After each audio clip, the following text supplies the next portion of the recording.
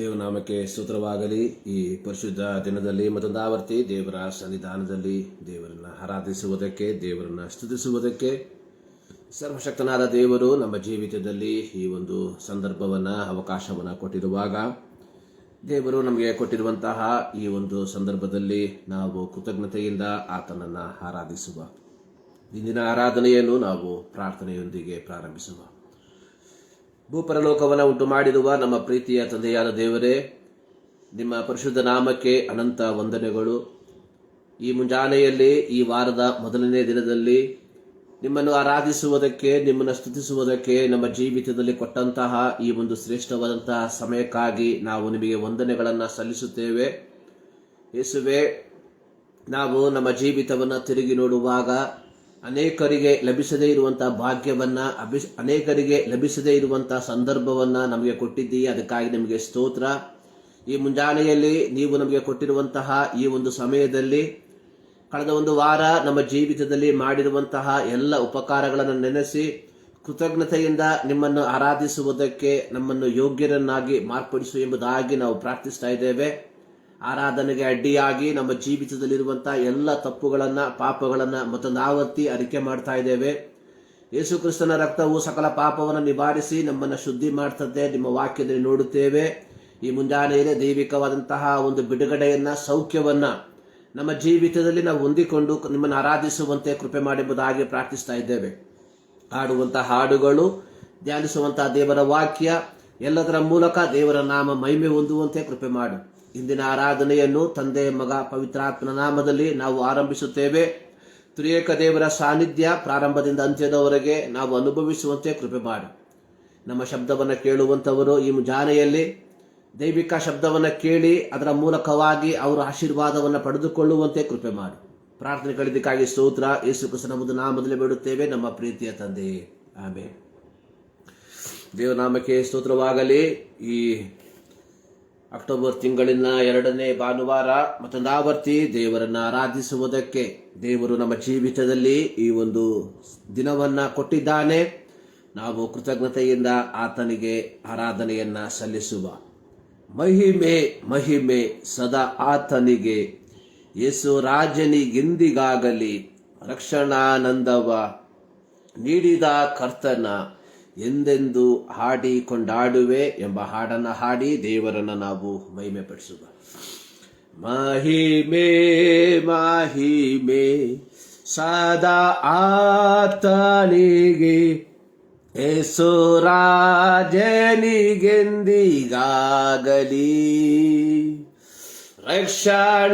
ರಕ್ಷಣಾನಂದವ ನೀಡಿದ ಕರ್ತನ ಎಂದೆಂದು ಆಡಿಕೊಂಡಾಡುವೆ. ರಕ್ಷಣಾನಂದವ ನೀಡಿದ ಕರ್ತನ ಎಂದೆಂದು ಆಡಿಕೊಂಡಾಡುವೆ. ಆನಂದವೇ ಪರಮಾನಂದವೇ,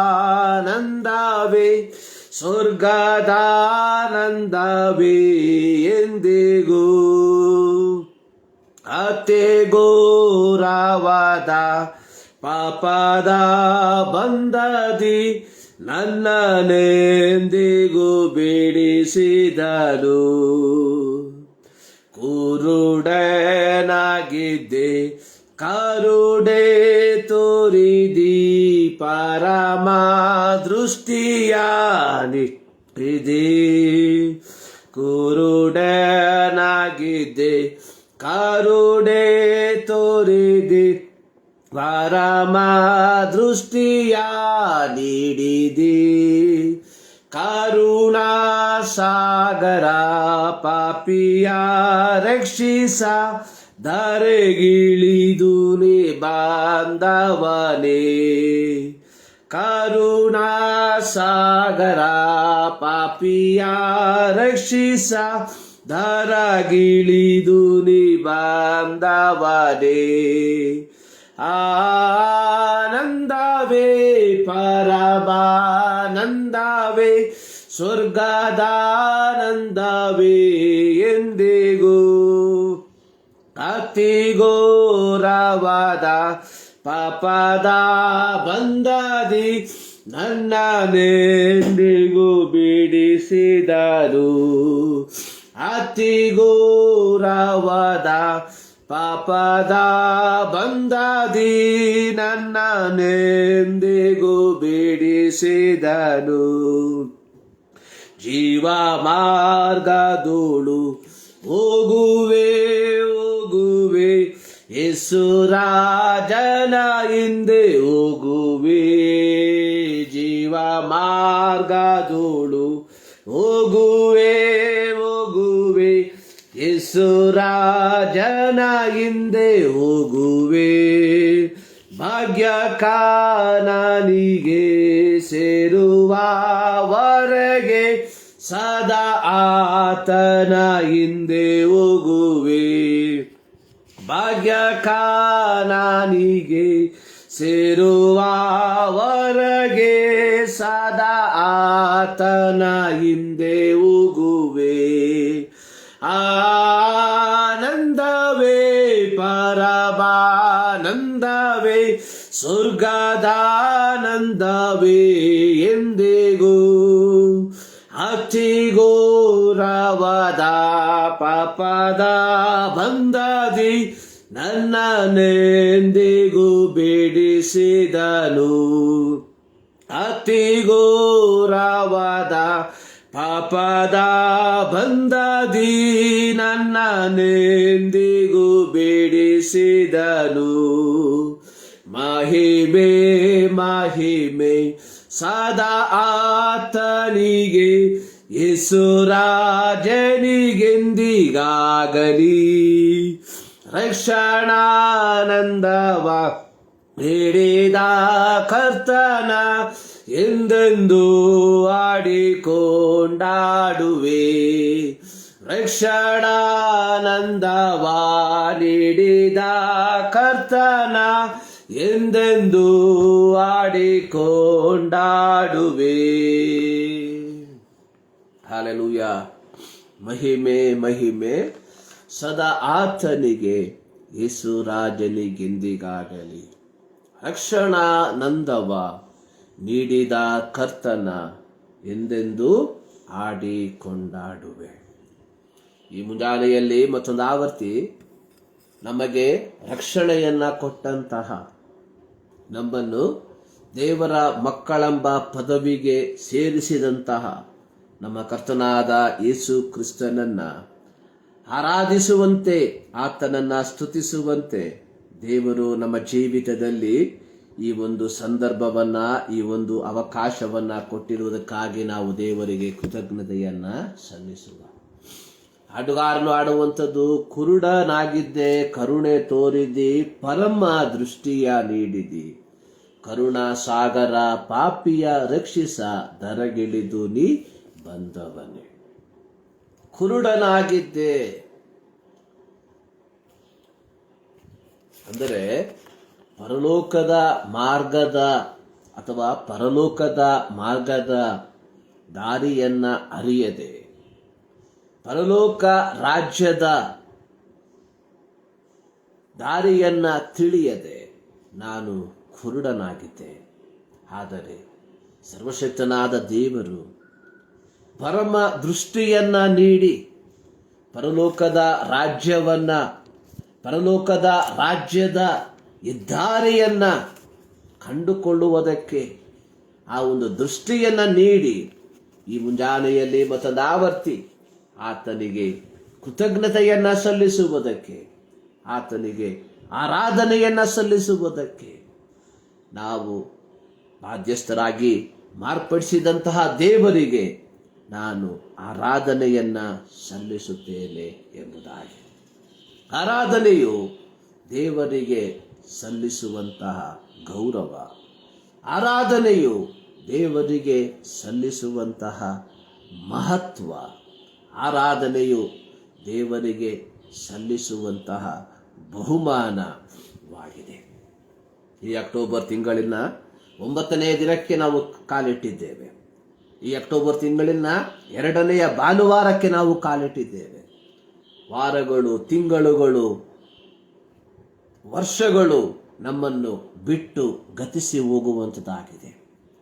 ಕಳೆದ ಭಾನುವಾರ ದೇವರನ್ನು ಆರಾಧಿಸಿದಂಥವರು, ಕಳೆದ ಭಾನುವಾರ ಜೀವಿಸಿದಂಥವರು ಈ ಮುಂಜಾನೆಯಲ್ಲಿ ಮಣ್ಣಿಗೆ ಮಣ್ಣಾಗಿ ಚರಿತ್ರೆಯ ಭಾಗವಾಗಿ ಮಾರ್ಪಟ್ಟಿರುವಾಗ ಸರ್ವಶಕ್ತನಾದ ದೇವರು ಮತ್ತೊಂದಾವರ್ತಿ ಈ ಮುಂಜಾನೆಯಲ್ಲಿ ಆತನನ್ನು ಸ್ತುತಿಸುವುದಕ್ಕೆ, ಆತನನ್ನು ಆರಾಧಿಸುವುದಕ್ಕೆ ನಮ್ಮ ಜೀವಿತದಲ್ಲಿ ಅವಕಾಶಗಳನ್ನು, ಸಂದರ್ಭವನ್ನು ಆತನು ಕೊಟ್ಟಿರುವಾಗ ಆತನಿಗೆ ಎಷ್ಟರ ಮಟ್ಟಿಗೆ ನಾವು ಕೃತಜ್ಞತೆಯನ್ನು ಸಲ್ಲಿಸುವಂಥವರಾಗಿರಬೇಕು.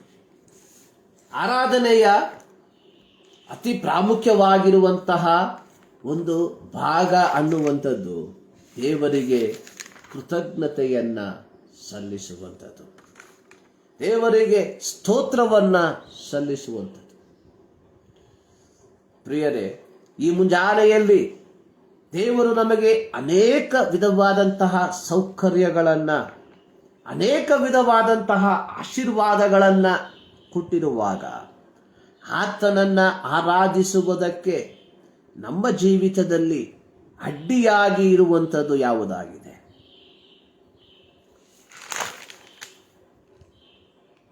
ಫ್ಯಾನಿ ಕ್ರಾಸ್ಬಿ ಎಂಬ ಹೆಣ್ಣು ಮಗಳು ತನ್ನ ಜನನದ ಸಂದರ್ಭದಲ್ಲಿ ತನ್ನ 2 ಕಣ್ಣುಗಳನ್ನು ಕಳೆದುಕೊಂಡಳು. ಆಕೆ ಬರೆದಂತಹ ಒಂದು ಹಾಡು, blessed assurance Jesus is mine, blessed assurance Jesus is mine. ಆಕೆ ಆಡಿರುವಂತಹ ಹಾಡು, this is my story, this is my song, pricing my saviour all the day long. ಈ ಮುಂಜಾನೆಯಲ್ಲಿ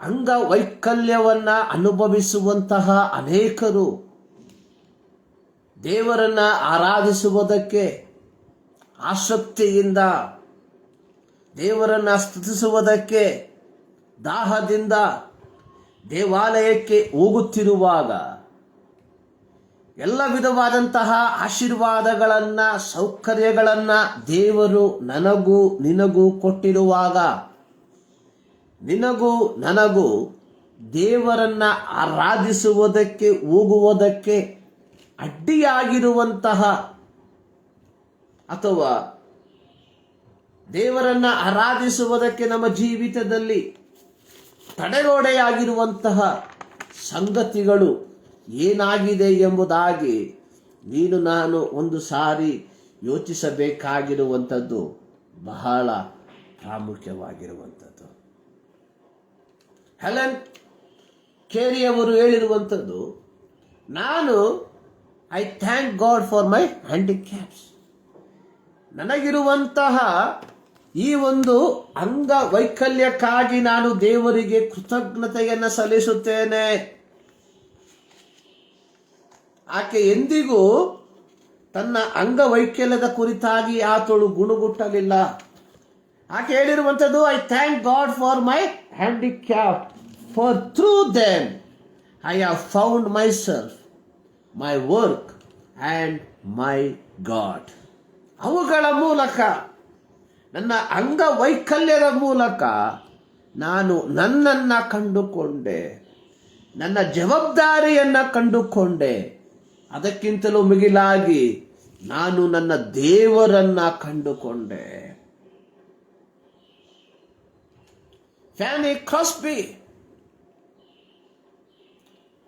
ಜನಿಸಿ ಕೇವಲ 6 ವಾರಗಳಲ್ಲಿ ತನ್ನ 2 ಕಣ್ಣುಗಳು ನಷ್ಟವಾದಾಗ ಆಕೆ ಎಂದಿಗೂ ಗುಣಗುಟ್ಟದೆ, ಆಕೆ ಸುಮಾರು 9,000ಕ್ಕಿಂತಲೂ ಅಧಿಕವಾದ ಆತ್ಮಿಕ ಗಾನಗಳನ್ನು ಇಂಗ್ಲಿಷ್ ಭಾಷೆಯಲ್ಲಿ ಆಕೆ ರಚಿಸಿದ್ದಾಳೆ. ಇಂದು ಅನೇಕರು ಆಕೆ ಬರೆದಂತಹ ಹಾಡುಗಳನ್ನು ಹಾಡಿ ದೇವರಲ್ಲಿ ಸಂತೋಷಿಸುವಂಥದ್ದನ್ನು, ದೇವರಲ್ಲಿ ಉಲ್ಲಾಸಿಸುವಂಥದ್ದನ್ನು, ಇನ್ನೂ ಅನೇಕರು ಆಕೆಯ ಹಾಡುಗಳನ್ನು ಕೇಳಿ ರಕ್ಷಣೆಯ ಅನುಭವಕ್ಕೆ ಬರುವಂತಹ ಆ ಒಂದು ದೊಡ್ಡ ಸೇವೆ ಆಕೆ ಮಾಡಿ ಮುಗಿಸಿದಳು. ಪ್ರಿಯರೇ, ಈ ಮುಂಜಾನೆಯಲ್ಲಿ ನಾವು ಯೋಚಿಸಬೇಕಾಗಿರುವಂಥದ್ದು, ಇದ್ಯಾವುದೇ ನ್ಯೂನತೆಗಳು ನಮ್ಮಲ್ಲಿ ಇಲ್ಲ. ನಾವು ಪರಿಪೂರ್ಣ ಅಂಗಗಳನ್ನು ಹೊಂದಿದವರಾಗಿದ್ದೇವೆ. ನಮ್ಮಲ್ಲಿ ಎಲ್ಲ ವಿಧವಾದಂತಹ ಸೌಕರ್ಯಗಳನ್ನು ದೇವರು ಕೊಟ್ಟಿದ್ದಾನೆ. ಹೀಗಿರುವಾಗ ಈ ಮುಂಜಾನೆಯಲ್ಲಿ ದೇವರನ್ನ ಆರಾಧಿಸುವುದಕ್ಕೆ ಹೋಗುವುದಕ್ಕೆ ನಮ್ಮಲ್ಲಿ ಅಡ್ಡಿಯಾಗಿರುವಂಥದ್ದು ಯಾವುದಾಗಿದೆ? ಒಮ್ಮೆ ಯೋಚಿಸಿ ನೋಡುವಂಥದ್ದು ಬಹಳ ಪ್ರಾಮುಖ್ಯ. ಹಾಡುಗಾರನು ಆಡಿರುವಂಥದ್ದು, ಕುರುಡನಾಗಿದ್ದೆ ಕರುಣೆ ತೋರಿದ್ದಿ, ಪರಮ ದೃಷ್ಟಿಯ ನೀಡಿದ್ದಿ, ಕರುಣಾ ಸಾಗರ ಪಾಪಿಯ ರಕ್ಷಿಸ ದರಗಿಳಿದು ನೀ ಬಂದವನೇ. ಈ ಮುಂಜಾನೆಯಲ್ಲಿ ಮತದಾವರ್ತಿ ದೇವರ ಸನ್ನಿಧಾನದಲ್ಲಿ ಆತನಿಗೆ ಕೃತಜ್ಞತೆಯನ್ನ ಸಲ್ಲಿಸುವುದಕ್ಕೆ ನಾವು ಬಾಧ್ಯಸ್ಥರಾಗಿದ್ದೇವೆ ಎಂಬುವಂಥದ್ದನ್ನು ನಾವು ಯೋಚಿಸಿಕೊಳ್ಳಬೇಕಾಗಿರುವಂಥದ್ದು ಬಹಳ ಪ್ರಾಮುಖ್ಯ. ಈ ದಿನದ ದೇವರ ವಾಕ್ಯಕ್ಕಾಗಿ ಆರಿಸಿಕೊಂಡಿರುವಂತಹ ಶೀರ್ಷಿಕೆ ಪುನಃಸ್ಥಾಪನೆ, ರೆಸ್ಟೋರೇಷನ್. ಅಪೊಸ್ತಲರ ಕೃತ್ಯ 9ನೇ ಅಧ್ಯಾಯ ಅದರ 32ರಿಂದ 35 ವಾಕ್ಯಗಳು. ಅಪೊಸ್ತಲರ ಕೃತ್ಯ 9ನೇ ಅಧ್ಯಾಯ ಸಭೆಯ ಪೀಡೆಯ ಕಾಲ.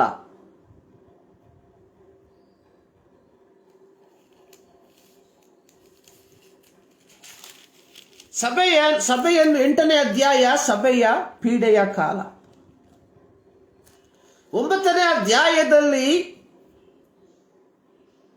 ಇದೇ ಸೌಲನು ಸಭೆಯನ್ನು ಇನ್ನಷ್ಟು ಹಿಂಸಿಸುವುದಕ್ಕೋಸ್ಕರವಾಗಿ ಮಹಾಯಾಜಕರಿಂದ ಅನುಮತಿ ಪತ್ರವನ್ನು ತೆಗೆದುಕೊಂಡು ಆತನು ದಮಸ್ಕಕ್ಕೆ ಪ್ರಯಾಣ ಬಳಸುವಂಥದ್ದನ್ನು ನಾವು ನೋಡುತ್ತೇವೆ. ದಮಸ್ಕದ ಮಾರ್ಗ ಮಧ್ಯದಲ್ಲಿ ಸೌಲನು ಒಂದು ದೈವಿಕ ದರ್ಶನವನ್ನ, ಒಂದು ದೈವಿಕ ವಾಣಿಯನ್ನ ಪಡೆದುಕೊಳ್ಳುವಂಥದ್ದನ್ನು ನಾವು ನೋಡುತ್ತೇವೆ. ತದನಂತರವಾಗಿ ಪೇತ್ರನು ದೇವರ ಶುಭ ಸಂದೇಶವನ್ನ ಸಾರುತ್ತಾ ಹೋಗುವಂತಹ ಸಂದರ್ಭದಲ್ಲಿ ಐನನೆಂಬ ಒಬ್ಬ ವ್ಯಕ್ತಿಯನ್ನ ಕಾಣುವಂಥದ್ದಾಗಿ ನಾವು ನೋಡುತ್ತೇವೆ. ಅದರ 34ನೇ ವಾಕ್ಯದಲ್ಲಿ ಬರೆದಿರುವಂಥದ್ದು, ಪೇತ್ರನು ಅವನಿಗೆ, ಐನೇಯನೇ, ಯೇಸು ಕ್ರಿಸ್ತನು ನಿನ್ನನ್ನು ವಾಸಿ ಮಾಡುತ್ತಾನೆ, ಎದ್ದು ನಿನ್ನ ಹಾಸಿಗೆಯನ್ನು ಹಾಸಿಕೋ ಎಂದು ಹೇಳಿದನು. ಕೂಡಲೇ ಅವನು ಎದ್ದನು ಮತ್ತು ಲುದ್ದದಲ್ಲಿಯೂ ಸಾರೋನ ಪ್ರಾಂತದಲ್ಲಿಯೂ ವಾಸವಾಗಿದ್ದವರೆಲ್ಲರೂ ಅವನನ್ನು ನೋಡಿದರು ಮತ್ತು ಅವರು ಕರ್ತನ ಕಡೆಗೆ ತಿರುಗಿಕೊಂಡರು.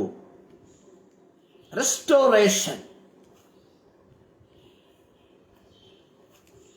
ಅಂಗವೈಕಲ್ಯ ಒಂದು ಶಾಪವೋ? ಈ ಒಂದು ಪ್ರಶ್ನೆ ಈ 21ನೇ ಶತಮಾನದಲ್ಲಿ ಜೀವಿಸುತ್ತಿರುವಂತಹ ಕಾಲದಲ್ಲಿ ನಮಗೆ ಇದು ಒಂದು ತಪ್ಪಾದ ಪ್ರಶ್ನೆ ಎಂದರೆ ತಪ್ಪಾಗಲಾರದು. ಅಂಗವೈಕಲ್ಯವು ಶಾಪವು. ಒಮ್ಮೆ ಒಬ್ಬ ಯುವ ದಂಪತಿಗಳು ತಮ್ಮ ಮಗುವಿನೊಂದಿಗೆ ಒಂದು ಆಲಯಕ್ಕೆ ಹೋದರು.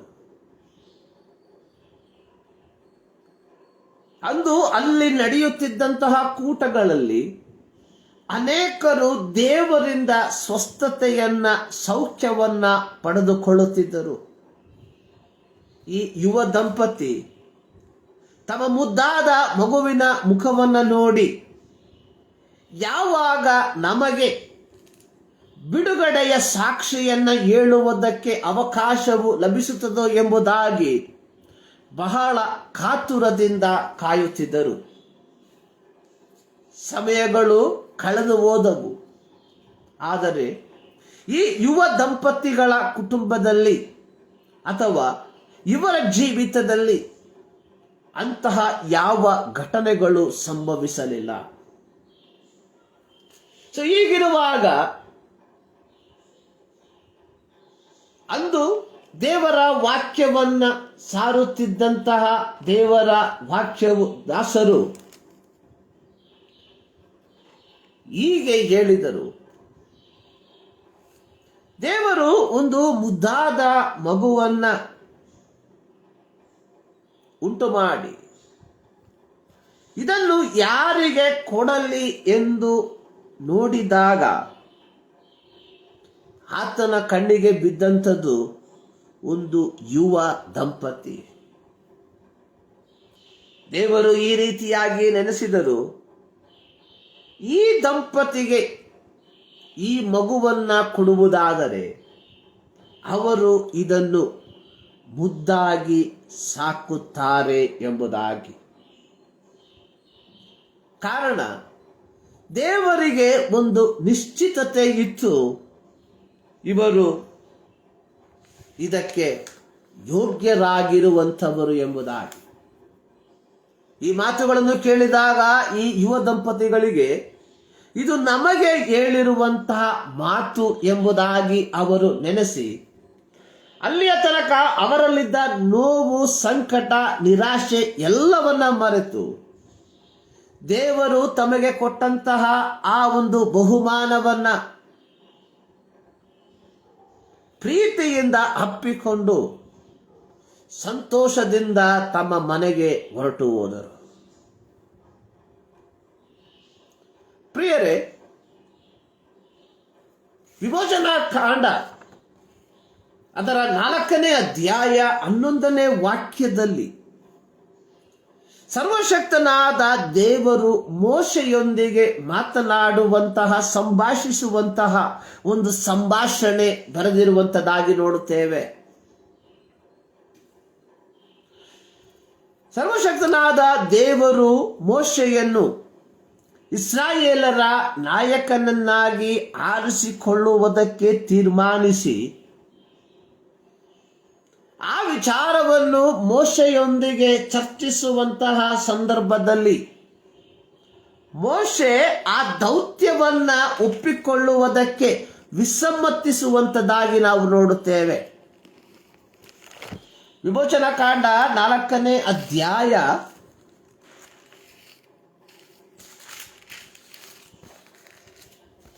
4ನೇ ಅಧ್ಯಾಯದಲ್ಲಿ ಬರೆದಿರುವಂಥದ್ದು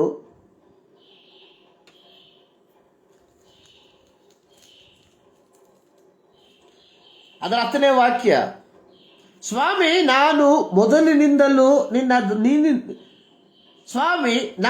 ಮೊದಲಿನಿಂದಲೂ ನೀನು ದಾಸನ ಸಂಗಡ ಮಾತಾಡಿದ ಮೇಲೆಯೂ ವಾಕ್ಚಾತುರ್ಯವಿಲ್ಲದವನು, ನನ್ನ ಮಾತು ನಾಲಿಗೆಯು ಮಂದವಾಗಿದೆ ಎಂದು ಹೇಳಲು. ದೇವರು ಮೋಶೆಯನ್ನ ಇಸ್ರಾಯೇಲರ ವಿಮೋಚಕನನ್ನಾಗಿ ನೇಮಿಸುವುದಕ್ಕೆ ತೀರ್ಮಾನಿಸಿದಾಗ ಮೋಶೆ ಆ ದೌತ್ಯವನ್ನ ಒಪ್ಪಿಕೊಳ್ಳುವುದಕ್ಕೆ ಸಿದ್ಧವಿಲ್ಲದೆ ತನ್ನಲ್ಲಿರುವಂತಹ ನ್ಯೂನ್ಯತೆಗಳನ್ನ ದೇವರೊಟ್ಟಿಗೆ ಹಂಚಿಕೊಳ್ಳುವಂಥದ್ದಾಗಿ ನಾವು ನೋಡುತ್ತೇವೆ. ಇಲ್ಲಿ ಮೋಶೆ ಹೇಳುವಂಥದ್ದು, ನನ್ನ ನಾಲಿಗೆಯು ಮಂದವಾಗಿದೆ ಅಥವಾ ನಾನು ವಾಕ್ಚಾತುರ್ಯವಿಲ್ಲದವನು. ನನಗೆ ಸ್ಪೀಡ್ ಆಗಿ ಮಾತನಾಡುವುದಕ್ಕೆ ಸಾಧ್ಯವಿಲ್ಲದವನು. ಹೀಗೆ 10 ಹಲವು ಕಾರ್ಯಗಳನ್ನ ಮೋಶೆ ಹೇಳುವಂಥದ್ದನ್ನು ನೋಡುತ್ತೇವೆ. ಆ ಸಂದರ್ಭದಲ್ಲಿ ಯೆಹೋವನು ಮೋಶೆಗೆ ಹೇಳುವಂಥದ್ದು, ಮನುಷ್ಯರಿಗೆ ಬಾಯಿ ಕೊಟ್ಟವರಾರು? ಒಬ್ಬನು ಮೂಕನಾಗಿ ಮತ್ತೊಬ್ಬನು ಕಿವುಡನಾಗಿ, ಒಬ್ಬನು ಕಣ್ಣುಳ್ಳವನಾಗಿ ಮತ್ತೊಬ್ಬನು ಕಣ್ಣಿಲ್ಲದವನಾಗಿ ಇರಬೇಕೆಂದು ನೇಮಿಸಿದವರಾರು? ಯೆಹೋವನಾಗಿರುವ ನಾನಲ್ಲವೇ? ಪ್ರಾರಂಭದಲ್ಲಿ ಒಂದು ಪ್ರಶ್ನೆಯನ್ನ ಕೇಳಿದೆ, ಅಂಗವೈಕಲ್ಯವು ಒಂದು ಶಾಪವೋ? ಪ್ರಿಯರೇ,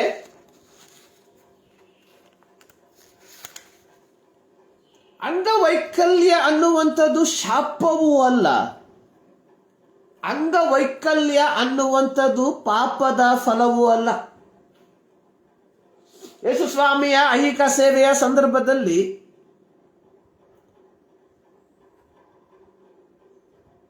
ಒಬ್ಬ ಕುರುಡನನ್ನ ನೋಡಿದಂತಹ ಶಿಷ್ಯರು, ಇವನು ಕುರುಡನಾಗಿ ಹುಟ್ಟುವುದಕ್ಕೆ ಕಾರಣವೇನು? ಇವನ ತಂದೆ ತಾಯಿಗಳು ಪಾಪವನ್ನ ಮಾಡಿದ್ದು ಎಂಬುದಾಗಿ ಕೇಳುವಂತ ಒಂದು ಸಂದರ್ಭವನ್ನ ಸುವಾರ್ತೆಗಳಲ್ಲಿ ಬರೆದಿರುವಂತದ್ದನ್ನು ನಾವು ನೋಡುತ್ತೇವೆ. ಅಲ್ಲಿ ಯೇಸು ಸ್ವಾಮಿ ಹೇಳುವಂಥದ್ದು, ಇವನು ಪಾಪ ಮಾಡಲಿಲ್ಲ, ಇವನ ತಂದೆ ತಾಯಿಗಳು ಪಾಪ ಮಾಡಲಿಲ್ಲ, ದೇವರ ಕ್ರಿಯೆ ಇವನಲ್ಲಿ ತೋರಿ ಬರುವುದಕ್ಕಾಗಿ ಹೀಗಾಯಿತು ಎಂಬುದಾಗಿ. ಅಂಗವೈಕಲ್ಯ ದೇವರು ನಮಗೆ ಕೊಟ್ಟಿರುವಂತಹ ಒಂದು ಉಡುಗೊರೆ ಎಂದರೆ ತಪ್ಪಾಗಲಾರದು. ಫ್ಯಾನಿ ಕ್ರಾಸ್ಬಿ ತಾನು ಜನಿಸಿ ಕೇವಲ 6 ವಾರದಲ್ಲಿ 1.5 ತಿಂಗಳಿನಲ್ಲಿ ತನ್ನ ದೃಷ್ಟಿಯನ್ನ ಕಳೆದುಕೊಂಡಳು. ಆಕೆಯ ಬಯೋಗ್ರಫಿಯನ್ನ ನಾವು ಕಲಿಯುವಾಗ ನಮಗೆ ಗೊತ್ತಾಗುವಂಥದ್ದು, ಆಕೆ ಸುಮಾರು 9,000ಕ್ಕಿಂತಲೂ ಅಧಿಕ ಆತ್ಮಿಕ ಗಾನಗಳನ್ನ ಆಕೆ ರಚಿಸಿದ್ದಾಳೆ ಎಂಬುದಾಗಿ. ಅಂಗವೈಕಲ್ಯ ಇಟ್ಸ್ ನಾಟ್ ಎ ಕರ್ಸ್, ಅದು ಒಂದು ಶಾಪವಲ್ಲ. ಹೆಲನ್ ಕೆಲ್ಲರ್ ಹೇಳಿರುವಂಥದ್ದನ್ನು ನಾವು ನೋಡಿದ್ದೇವೆ. I thank God for my handicap. ಈ ಅಂಗವೈಕಲ್ಯಕ್ಕಾಗಿ ನಾನು ದೇವರಿಗೆ ಕೃತಜ್ಞತೆಯನ್ನ ಸಲ್ಲಿಸುತ್ತೇನೆ ಎಂಬುದಾಗಿ. ಇಂದು ಅನೇಕರು ತಮ್ಮಲ್ಲಿರುವ ನ್ಯೂನತೆಗಳನ್ನ ನೆನೆಸಿ ತಮ್ಮನ್ನು ತಾವೇ ದೂಷಿಸುವಂತವರು, ತಮ್ಮನ್ನು ತಾವೇ ಶಪಿಸಿಕೊಳ್ಳುವಂತವರು ಆಗಿದ್ದಾರೆ. ಆದರೆ ಹೆಲೆನ್ ಎಂದಿಗೂ ತನ್ನನ್ನು ತಾನು ದೂಷಿಸಿಕೊಳ್ಳಲಿಲ್ಲ, ಬದಲಾಗಿ ದೇವರಿಗೆ ಧನ್ಯವಾದವನ್ನ ಆಕೆ ಸಮರ್ಪಿಸುವಂತವಳಾಗಿದ್ದಳು. ಪ್ರಿಯರೇ, ಕ್ರೈಸ್ತರಾದ ನಾವುಗಳು ಇಂತಹ ವ್ಯಕ್ತಿಗಳಿಗೆ ಸಲ್ಲಬೇಕಾದಂತಹ ಗೌರವವನ್ನ, ಸಲ್ಲಬೇಕಾಗಿರುವಂತಹ ಘನತೆಯನ್ನ ನಾವು ಸಲ್ಲಿಸುತ್ತಿದ್ದೇವ ಎಂಬುವಂತಹ ಒಂದು ಪ್ರಶ್ನೆ ಈ ಮುಂಜಾನೆಯಲ್ಲಿ ನಾನು ಕೇಳುವುದಕ್ಕೆ ಬಯಸುವಂತವನಾಗಿದ್ದೇನೆ. ಹಳೆಯ ಒಡಂಬಡಿಕೆಯಲ್ಲಿ 2 ಸಮುವೇಲ 9ನೇ ಅಧ್ಯಾಯವನ್ನ ನಾವು ಕಲಿಯುವಾಗ ಅರಸನಾದ ದಾವೀದನು ಮಾಡಿದಂತಹ ಒಂದು ಶ್ರೇಷ್ಠವಾದ ಕಾರ್ಯದ ಕುರಿತಾಗಿ ಬರೆದಿರುವಂಥದ್ದನ್ನು ನಾವು ನೋಡುತ್ತೇವೆ. 2 ಸಮುವೇಲ 9ನೇ ಅಧ್ಯಾಯದಲ್ಲಿ ಒಂದು ದಿನ ದಾವೀದನು ಸೌಲನ ಮನೆಯವರಲ್ಲಿ ಯಾರಾದರೂ ಉಳಿದಿರುತ್ತಾರೋ ನಾನು ಅವರಿಗೆ ಯೋನಾತಾನನ ಸಲುವಾಗಿ ದಯೆ ತೋರಿಸಬೇಕೆಂದಿರುತ್ತೇನೆ ಅನ್ನಲು.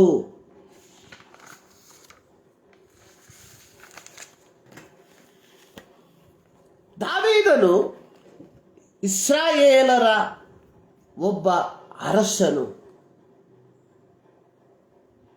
ದಾವೀದನು ದೇವರಿಂದ ಆಯ್ಕೆ ಮಾಡಲ್ಪಟ್ಟಂತಹ ಒಬ್ಬ ವ್ಯಕ್ತಿಯಾಗಿದ್ದ.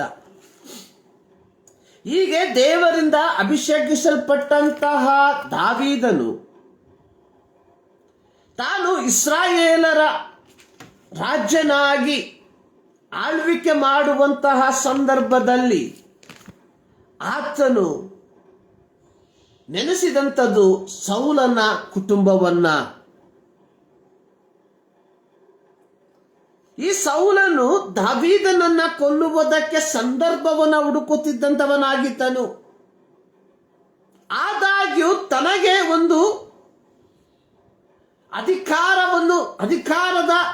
ಅಧಿಕಾರವು ಸಿಕ್ಕಿದಾಗ ದಾವೀದನು ಮುಯ್ಯಿ ತೀರಿಸದೆ ಸೌಲನ ಕುಟುಂಬದಲ್ಲಿ ಉಳಿದಿರುವಂತಹ ವ್ಯಕ್ತಿಗಳಿಗೆ ದಯೆಯನ್ನ ತೋರಿಸುವುದಕ್ಕೆ ಆತನು ತೀರ್ಮಾನಿಸಿದನು. ಕಾರಣ, 1 ಸಮುವೇಲ 20ನೇ ಅಧ್ಯಾಯವನ್ನ ನಾವು ಕಲಿಯುವಾಗ ಯೆಹೋವನು ದಾವೀದನನ್ನ ಅರಸನನ್ನಾಗಿ ಸ್ವೀಕರಿಸಿದಾಗ, ಅಭಿಷೇಕಿಸಿದಾಗ, ಸೌಲನು ದಾವೀದನನ್ನ ದ್ವೇಷಿಸುತ್ತಿದ್ದಾಗ್ಯೂ ಸೌಲನ ಮಗನಾದ ಯೋನಾಥಾನನು ದಾವೀದನನ್ನ ಪ್ರೀತಿಸುತ್ತಿದ್ದನು. ಇವರ ಪ್ರೀತಿಯ ಗಾಢ ಎಷ್ಟಿತ್ತೆಂದರೆ 1 ಸಮುವೇಲ 20:14 ಬರೆದಿರುವಂಥದ್ದು, ಯೋನಾಥಾನನು ದಾವೀದನಿಗೆ ಹೇಳುವಂಥದ್ದು, ನೀನು ಯೆಹೋವನನ್ನು ನೆನೆಸಿ ನನ್ನ ಜೀವಮಾನದಲ್ಲೆಲ್ಲ ನನಗೆ ಕೃಪೆ ತೋರಿಸು. ನಾನು ಸತ್ತ ನಂತರ ನನ್ನ ಮನೆಯ ಮೇಲೂ ಶಾಶ್ವತವಾಗಿ ನಿನ್ನ ದಯೆ ಇರಲಿ. ಇದು ದಾವೀದನ ನೆನಪಿಗೆ ಬಂದಾಗ ದಾವೀದನು ಹೇಳುವಂಥದ್ದು, ನಾನು ದಯೆ ತೋರಿಸುವುದಕ್ಕಾಗಿ ಯಾರಾದರೂ ಇದ್ದಾರೋ. ಆಗ ಅಲ್ಲಿ ಮೆಫಿಬೋಶೇತನ ಒಬ್ಬ ವ್ಯಕ್ತಿಯ ಬರೋಣವನ್ನು ನಾವು ನೋಡುತ್ತೇವೆ. ಈ ಮೆಫಿಬೋಶೇತನು ದಾವೀದನ ಸ್ನೇಹಿತನಾಗಿದ್ದ ಯೋನಾಥಾನನ ಮಗನಾಗಿದ್ದನು. ಈತನ ಕುರಿತಾಗಿ ಬರೆದಿರುವಂಥದ್ದು, ಈತನಿಗೆ 2 ಕಾಲುಗಳು ಇರಲಿಲ್ಲ ಎಂಬುದಾಗಿ. ಕಾರಣ ಏನೆಂಬುದಾಗಿ ನಾವು ನೋಡುವಾಗ, ಸೌಲ ಯೋನಾಥಾನರು ಯುದ್ಧದಲ್ಲಿ ಸತ್ತಾಗ ಕೇವಲ 5 ವರ್ಷದವನಾಗಿದ್ದ ಈ ಮೆಫಿಬೋಶೇತನನ್ನು ಅವನ ದಾದಿಯು ಅವಸರದಿಂದ ಎತ್ತಿಕೊಂಡು ಹೋಗುವಾಗ ಬಿದ್ದದ್ದರ ಫಲವಾಗಿ ಅವನು ಕುಂಟನಾಗಿ ಮಾರ್ಪಟ್ಟನು. ಒಬ್ಬ ರಾಜಕುಮಾರನಾಗಿ ಜನಿಸಿದಂತಹ ಈ ಮೆಫಿಬೋಶೇತನು ತನ್ನ ತಂದೆ ಮತ್ತು ತಾತನ ಮರಣದ ನಂತರ ಸಂಭವಿಸಿದಂತಹ ಒಂದು ಅಪಘಾತದಲ್ಲಿ ತನ್ನ 2 ಕಾಲುಗಳು ನಷ್ಟಪಟ್ಟವನಾಗಿ ಇತರರ ಸಹಾಯದಿಂದ ಆತನು ಜೀವಿಸುವಂತಹ ವ್ಯಕ್ತಿಯಾಗಿ ಮಾರ್ಪಟ್ಟನು. ಆತನ ಮಾನಸಿಕ ಪರಿಸ್ಥಿತಿ, ಅವನ ಆರ್ಥಿಕ ಪರಿಸ್ಥಿತಿ, ಆತನ ಶಾರೀರಿಕ ಪರಿಸ್ಥಿತಿ ಹೇಗಿತ್ತೆಂಬುದನ್ನು ನಮ್ಮಿಂದ ಊಹಿಸಲು ಸಾಧ್ಯವಾಗುವುದಿಲ್ಲ. ರಾಜಕುಮಾರನಾಗಿ ರಾಜ್ಯದ ಸಕಲ ಆ ಒಂದು ವೈಭವದಲ್ಲಿ ವಾಸಿಸಬೇಕಾಗಿದ್ದಂತಹ ಈ ಮೆಫಿಬೋಶೇತನು ಈಗ ಪರರ ಸಹಾಯದಿಂದ ಜೀವಿಸುವಂತಹ ಒಂದು ಅನುಭವ. ದಾವೀದನು ಯೋನಾಥಾನನನ್ನ ನೆನೆಸಿ ಸೌಲನ ಕುಟುಂಬದಲ್ಲಿ ಒಬ್ಬರಿಗೆ ದಯೆಯನ್ನ ತೋರಿಸಬೇಕೆಂಬುದಾಗಿ ತೀರ್ಮಾನಿಸಿದಾಗ ದಾವೀದನ ಕಣ್ಣಿಗೆ ಬಿದ್ದಂತಹ ವ್ಯಕ್ತಿಯಾಗಿದ್ದನು ಈ ಮೆಫಿಬೋಶೇತನು. ಈ ಮೆಫಿಬೋಶೇತನು ತನ್ನ ಕುರಿತಾಗಿ ಹೇಳುವಂಥದ್ದು, ನಾನು ಸತ್ತ ನಾಯಿಗೆ ಸಮಾನವಾಗಿದ್ದೇನೆ. ಈ ಒಂದು ಪದ, ಸತ್ತ ನಾಯಿಗೆ ಸಮಾನ, ಈ ಒಂದು ಪದ ಅವನ ಮಾನಸಿಕ ಪರಿಸ್ಥಿತಿ ಹೇಗಿದೆ ಎಂಬುವಂಥದ್ದನ್ನು ಸ್ಪಷ್ಟವಾಗಿ ತಿಳಿಸಿಕೊಡುವಂಥದ್ದಾಗಿದೆ. ಅನೇಕರು ಹೇಳಿರುವಂಥದ್ದನ್ನು ನಾವು ಕೇಳ್ತೇವೆ, ಹೀಗೆ ಬದುಕುವುದಕ್ಕಿಂತ ಮರಣಿಸುವಂಥದ್ದೇ ಲೇಸು ಎಂಬುದಾಗಿ.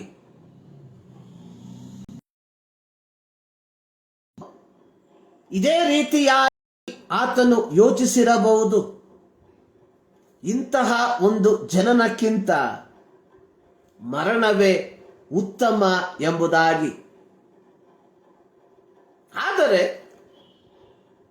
ಆ ಒಂದು ಪರಿಸ್ಥಿತಿಯಲ್ಲಿ ದಿನಗಳನ್ನ ದೂಡುತ್ತಿದ್ದಂತಹ ಮೆಫಿಬೋಶೆತನಿಗೆ ಒಂದು ದಿನ ಅವನ ಜೀವಿತದಲ್ಲಿ ಒಂದು ಪರಿಪೂರ್ಣವಾದ ಬದಲಾವಣೆ ಉಂಟಾಗುವಂಥದ್ದನ್ನು ನಾವು ನೋಡುತ್ತೇವೆ.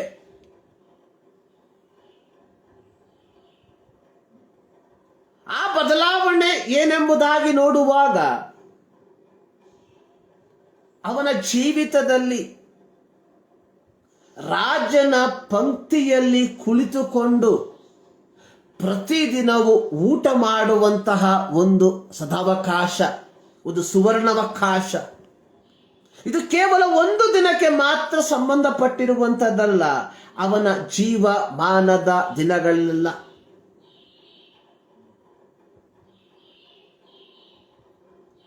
ಇಲ್ಲಿ ದಾವೀದನು ಮೆಫಿಬೋಶೆತನಿಗೆ ತೋರಿಸಿರುವಂಥದ್ದು ಕೇವಲ ಒಂದು ಸಿಂಪತಿಯಲ್ಲ, ಬದಲಾಗಿ ಅವನಿಂದ ನಷ್ಟವಾಗಿ ಹೋಗಿದ್ದಂತಹ ಆ ಒಂದು ಅನುಭವವನ್ನ ಪುನಃಸ್ಥಾಪಿಸಿ ಕೊಡುವಂಥದ್ದಾಗಿ ನಾವು ನೋಡುತ್ತೇವೆ. ಪ್ರಿಯರೇ, ಇಂದು ನಮ್ಮ ಸುತ್ತಮುತ್ತಲು ಅನೇಕರು ಅಂಗವೈಕಲ್ಯವನ್ನ ಅನುಭವಿಸುವಂಥದ್ದನ್ನು ನಾವು ನೋಡುತ್ತೇವೆ.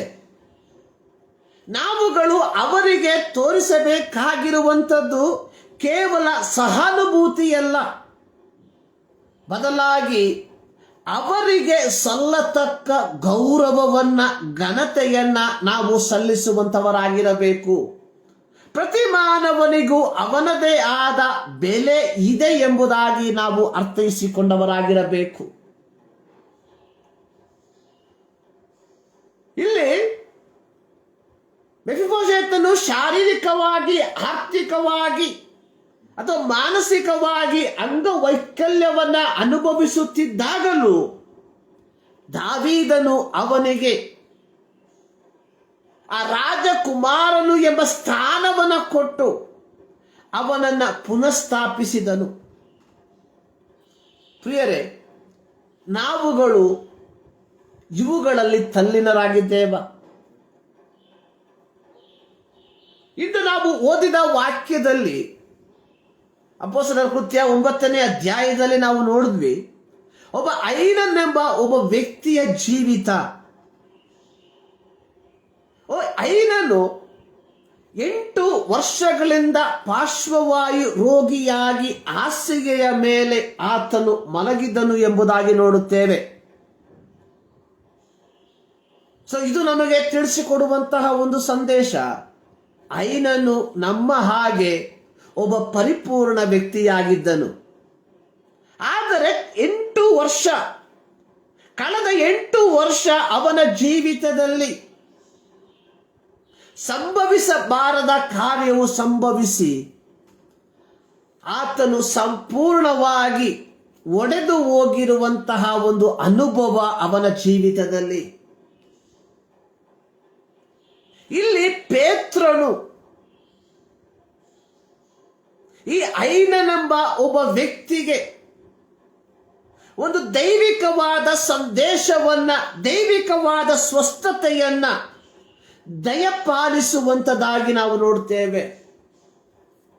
ಇಲ್ಲಿ ಪೇತ್ರನು ಉಪಯೋಗಿಸಿರುವಂತಹ ಒಂದು ಪದ ಅನ್ನುವಂಥದ್ದು, ಉಪಯೋಗಿಸಿರುವ ಒಂದು ಪದ ಅನ್ನುವಂಥದ್ದು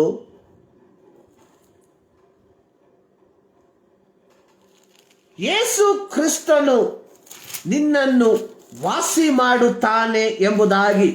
ಅಪೊಸ್ತಲರ ಕೃತ್ಯ 9ನೇ ಅಧ್ಯಾಯ ಅದರ 34ನೇ ವಾಕ್ಯ.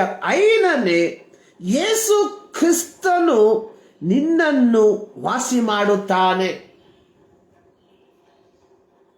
ವಾಸಿ ಮಾಡುತ್ತಾನೆ ಎಂಬ ಪದಕ್ಕೆ ಉಪಯೋಗಿಸಿರುವ ಗ್ರೀಕ್ ಪದದ ಮೂಲ ಪದದ ಅರ್ಥ ಈ ರೀತಿಯಾಗಿದೆ: ಒಡೆದು ಹೋಗಿರುವ ಪರಿಸ್ಥಿತಿಯಲ್ಲಿರುವ ನಿನ್ನನ್ನು ದೇವರು ಪುನಃ ಸ್ಥಾಪಿಸುತ್ತಾನೆ.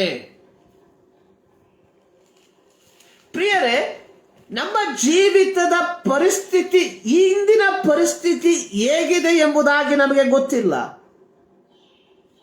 ಆದರೆ ಸರ್ವಶಕ್ತನಾದ ದೇವರು ನಮಗೆ ಕೊಡುವಂತಹ ಒಂದು ಸಂದೇಶ, ಇಂದಿನ ಪರಿಸ್ಥಿತಿಯನ್ನ ನೋಡಿ ನೀನು ದಿಗಿಲು ಪಡಬೇಡ. ನಿನ್ನ ಪೂರ್ವ ಪರಿಸ್ಥಿತಿಯು ಯಾವ ರೀತಿಯಾಗಿತ್ತು, ಆ ಒಂದು ಪರಿಸ್ಥಿತಿಗೆ ದೇವರು ನಿನ್ನನ್ನ ಪುನಃ ಸ್ಥಾಪಿಸುತ್ತಾನೆ ಎಂಬುದಾಗಿ. ಐನನ ಜೀವಿತದಲ್ಲಿ ಒಂದು ನಿರೀಕ್ಷೆ ಇಲ್ಲದೆ ಇದ್ದಂತಹ ಒಂದು ಪರಿಸ್ಥಿತಿಯಾಗಿತ್ತು. ಅಲ್ಲಿಯ ತನಕ ತನ್ನದೇ ಆದ ಕಾರ್ಯಗಳನ್ನ ತಾನು ಮಾಡುತ್ತಿದ್ದಂಥದ್ದು ಇಂದು ಪರರ ಸಹಾಯದಿಂದ ಮಾಡಬೇಕಾಗಿರುವಂತಹ ಒಂದು ಪರಿಸ್ಥಿತಿ. ಮೆಫಿಬೋಶೆತನ ಕುರಿತಾಗಿ ಕಲಿಯುವಂಥದ್ದು ಪರರ ಸಹಾಯದಿಂದ ಜೀವಿಸುವಂಥದ್ದು. ಇವರೊಬ್ಬರ ಜೀವಿತದಲ್ಲಿ ಒಂದು ದೈವಿಕವಾದಂತಹ ಒಂದು ಚಲನವನ್ನ ನಾವು ನೋಡುವಂಥವರಾಗಿದ್ದೇವೆ. ಮೆಫಿಬೋಶೆತನ ಜೀವಿತದಲ್ಲಿ ದಾವೀದನ ಮೂಲಕವಾಗಿ ಅವನಿಗೆ ನಷ್ಟವಾಗಿ ಹೋದಂತಹ ಆ ಸ್ಥಾನಮಾನಗಳು ಲಭಿಸಲ್ಪಟ್ಟಾಗ, ಐನನ ಜೀವಿತದಲ್ಲಿ ಪೇತ್ರನ ಮೂಲಕ ಒಂದು ಶಾರೀರಿಕವಾದ ಬಿಡುಗಡೆಯ ಸಹಿತವಾಗಿ ದೇವರು ಅವನನ್ನು ಪುನಃಸ್ಥಾಪಿಸುವಂಥದ್ದನ್ನು ನಾವು ನೋಡುತ್ತೇವೆ. ಪುನಃಸ್ಥಾಪನೆ. ನನ್ನನ್ನು ಕೇಳುವಂತಹ ನನ್ನ ಪ್ರಿಯರೇ, ದೇವರು ನಮ್ಮನ್ನು ಈ ಲೋಕದಲ್ಲಿ ಈ ಸುವಾರ್ತೆಯೊಂದಿಗೆ ಇಟ್ಟಿರುವಂಥದ್ದು ಅನೇಕರ ಪುನಃಸ್ಥಾಪನೆಯ ಸಂದೇಶವನ್ನ ಕೊಡುವುದಕ್ಕೋಸ್ಕರವಾಗಿ. ಆ ಒಂದು ದೌತ್ಯದಲ್ಲಿ ನಾವುಗಳು ತಲ್ಲೀನರಾಗಿದ್ದೇವ. ಮಾರ್ಕನ ಸುವಾರ್ತೆ ಅದರ 3ನೇ ಅಧ್ಯಾಯ, ಯೇಸು ಸ್ವಾಮಿ ಒಬ್ಬ ಕೈಬತ್ತಿದ ವ್ಯಕ್ತಿಯನ್ನ ಸೌಖ್ಯಪಡಿಸಿರುವಂತಹ ಸಂಭವ ಬರೆದಿರುವಂಥದ್ದಾಗಿ ನೋಡುತ್ತೇವೆ.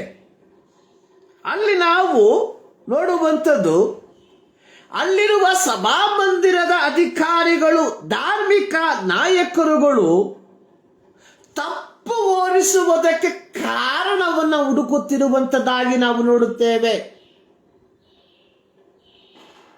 ಅಂದಿನ ಧಾರ್ಮಿಕ ಸಮುದಾಯ ಈ ಕೈ ಬತ್ತಿ ಹೋದ ವ್ಯಕ್ತಿಯನ್ನ ಅಂಗೀಕರಿಸಲಿಲ್ಲ. ಅಂದಿನ ಧಾರ್ಮಿಕ ಸಮುದಾಯ ಈ ಕೈ ಬತ್ತಿ ಹೋಗಿದ ವ್ಯಕ್ತಿಯ ಮೇಲೆ ಯಾವುದೇ ಕರುಣೆಯನ್ನ ತೋರಲಿಲ್ಲ. ಅಲ್ಲಿ ಬರೆದಿರುವಂಥದ್ದು, ಅವರು ತಪ್ಪು ಹೋರಿಸಬೇಕೆಂದು ಆಲೋಚಿಸಿ ಹೊಂಚಿ ನೋಡುತ್ತಿದ್ದರು. ಇವನ ಜೀವಿತದಲ್ಲಿ ಒಂದು ಬಿಡುಗಡೆ ಉಂಟಾಗಿ ಇವನು ಯಥಾ ಪ್ರಕಾರವಾಗಿ ಒಬ್ಬ ಸಾಧಾರಣ ವ್ಯಕ್ತಿಯಾಗಿ ಜೀವಿಸಲಿ ಎಂಬುದಾಗಿ ನೆನೆಸದೆ, ಇಂದು ಸಬ್ಬತ್ ದಿನವಾಗಿದೆ, ಇಂದು ಸ್ವಸ್ಥಪಡಿಸುತ್ತಾನೋ ಎಂಬುದಾಗಿ ತಪ್ಪು ಹೋಲಿಸುವುದಕ್ಕೆ ಹೊಂಚಿ ನೋಡುವಂತಹ ಒಂದು ಸಮುದಾಯ. ಇಂದು ನಾವು ವಾಸಿಸುವಂತಹ ನಮ್ಮ ಸಮುದಾಯವು ಇದಕ್ಕೆ ಹೊರತಾಗಿಲ್ಲ. ಪ್ರಿಯರೇ, ಯೋಚಿಸಿ ನೋಡಿ, ಯೇಸು ಸ್ವಾಮಿ ಆ ಸಬ್ಬತ್ತು ದಿನದಲ್ಲಿ ಆ ಕೈ ಬತ್ತಿ ಹೋಗಿದ್ದ ವ್ಯಕ್ತಿಯನ್ನ ನೋಡಿ ಅವನ ಮೇಲೆ ಕರುಣೆ ತೋರಿ ಯೇಸು ಸ್ವಾಮಿ ಕೇಳುವಂತ ಒಂದು ಪ್ರಶ್ನೆ, ಸಬ್ಬತ್ ದಿನದಲ್ಲಿ ಯಾವುದು ಮಾಡುವುದು ನ್ಯಾಯ?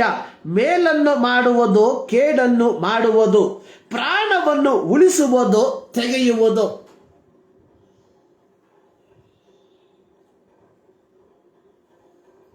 ನಾವು ನೋಡುವಂತಹ ಒಂದು ಸಂಗತಿ,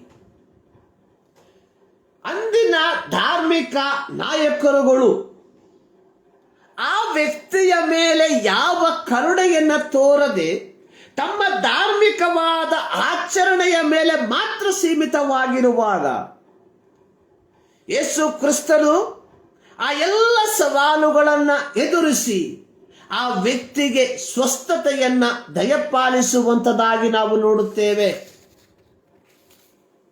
ನಮ್ಮ ಪರಿಸ್ಥಿತಿಗಳು ಏನೇ ಆಗಿದ್ದರೂ ಆ ಪರಿಸ್ಥಿತಿಯಿಂದ ಒಂದು ಪುನಃಸ್ಥಾಪನೆಯನ್ನ ಆತನು ನಮಗೆ ಕೊಡುವುದಕ್ಕೆ ಶಕ್ತನಾಗಿದ್ದಾನೆ.